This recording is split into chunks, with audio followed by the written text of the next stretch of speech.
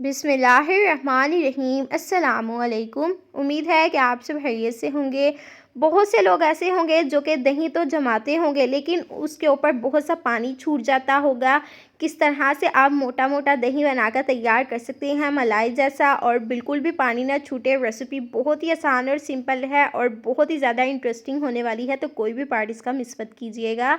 यहाँ पर हमने एक पतीला लेना है और इसमें हम ना कच्चा दूध ऐड करेंगे 2 गिलास। इसको हमने बॉयल नहीं किया।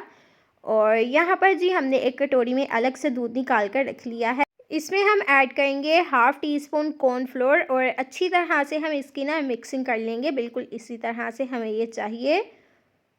और जो हमने पतीले वाला दूध रखा था ना, अब हम इसका फ्लेम ऑन करेंगे और इसको हम बॉयल कर लेंगे जब तक अच्छा खासा इसमें बॉयल नहीं आ जाता।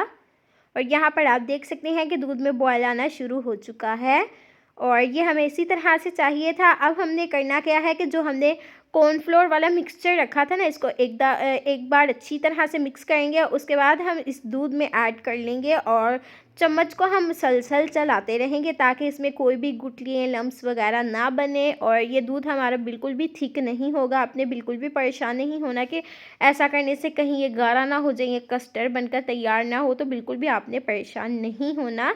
और आंखें बंद करके आप ये रेसिपी बनाकर तैयार कर सकते हैं। अगेन हमने इसको एक बॉयल दिया, फ्लेम को हमने ऑफ़ किया और इसको हम ठंडा कर लेंगे दूध को।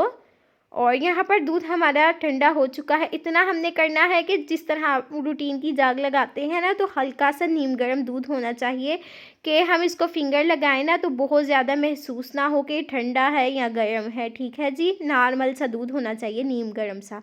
इसमें हमने 1.5 टेबल स्पून दही शामिल किया और यहाँ पर आप अच्छी दही का इस्तेमाल ही कीजिएगा। ज़्यादा पुराना दही भी हो तो खट्टा हो जाएगा, तो इस वजह से आप इसमें ना अच्छे वाला दही ही ऐड कीजिएगा जाग लगाने के लिए। तो किसी भी किस्म का कोई भी आप कंटेनर ले सकते हैं जिसमें आपने दही जमाना है, तो इसमें हम ऐड कर लेंगे। इसको हम एयर टाइट डिब्बे से अच्छी तरह से बंद कर लेंगे ढक्कन से, ताकि हवा वगैरह इसमें ना जाए।